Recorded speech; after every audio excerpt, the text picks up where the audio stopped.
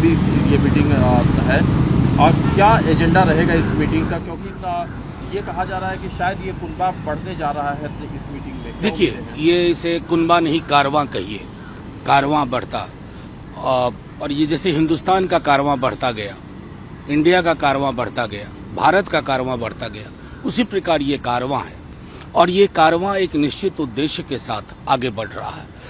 मैं समझता हूँ मुंबई की मीटिंग के बाद, जो लगातार मैं कह रहा हूँ, कोई हमसे रोड मैप के बारे में पूछे, ब्लूप्रिंट के बारे में पूछे, हमारे पास ठोस आधार होगा। हम यह कह पाएंगे कि इस देश को हम पुनः पटरी पर ला रहे हैं, ताकि रोजगार की बात हो, महंगाई की बात हो, सामाजिक सौहार्द की बात हो, सार्वजनिक संपत्ति के प्रोटेक्शन की बात हो। ये तमाम चीजें हमारे उद्देश्यों में होंगी, जिसके लिए हम चर्चा करेंगे।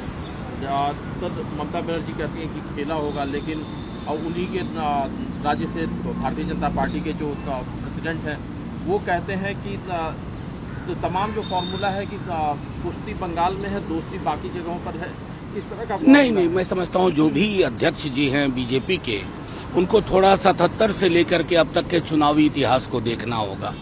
और वैसे भी जब किसी भी तानाशाही हुकूमत से, अधिनायकवादी हुकूमत से लोग लड़ते हैं, तो विभिन्नताओं के बीच में एका की बात होती है। ये कोई नई बात नहीं है।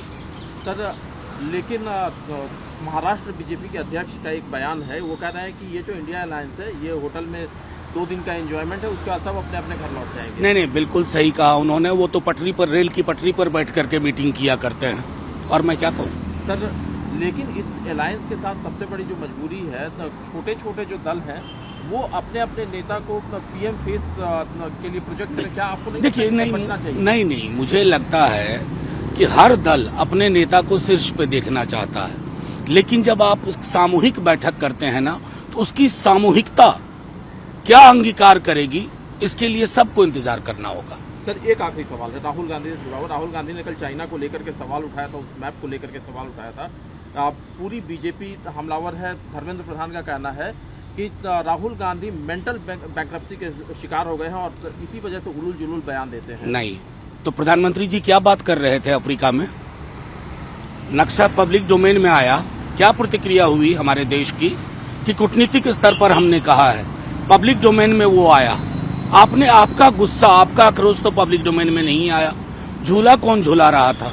बैंक्रप्सी वहां ढूंढी जाएगी। सर, G20 में जो शिवलिंग को फव्वारे का शक्ल दे दिया गया है, ये जो एक इस तरह की चीजें हो रही है, विवाद खड़ा हो रहा है। नहीं, तो इसमें अब प्रधानमंत्री जी, उनकी सरकार से इन मसलों पर तो मुझे कोई उम्मीद भी नहीं है। बड़ा एक दायरा ही उनका अलग है। वो वसुधैव कुटुंबकम बाहर बोलते हैं, यहाँ कुटुंबों के बीच में मणिपुर में आग लगी हुई।